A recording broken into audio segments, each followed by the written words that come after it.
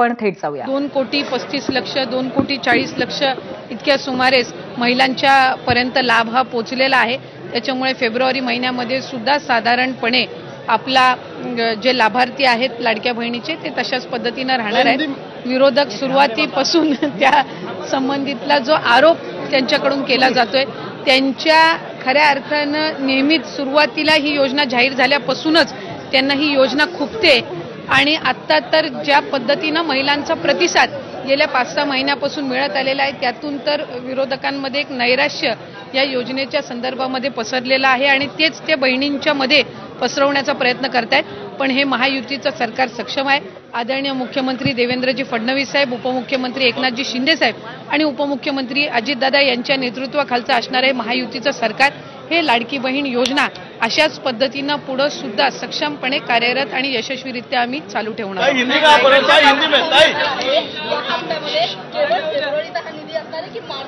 February महिन्याचा जो हप्ता आहे तो आपण महिला दिनाच्या पूर्वसंध्येला आपण महिलांच्या खात्यामध्ये जमा करणार आहोत आणि मार्च महिन्याचा जो हप्ता आहे तो अधिवेशनाच्या कालावधीमध्ये आपलं अर्थसंकल्पीय बजेट आहे आणि ते झाल्यानंतर ज्या वेळेला विभागाच्या वतीने उपलब्ध केलं जाईल त्यावेळेला तो हप्ता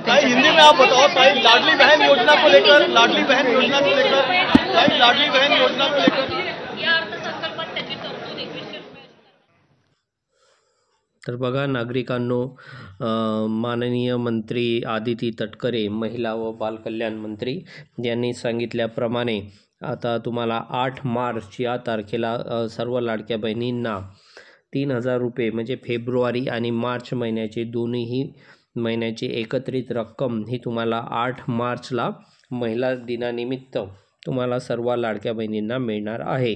तसेच महिला दिनानिमित्त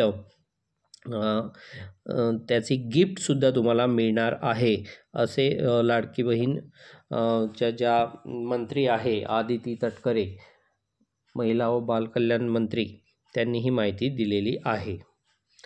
तर तसेच व्हिडिओ हा शेवटपर्यंत बघा आणि चॅनलला सबस्क्राईब करा.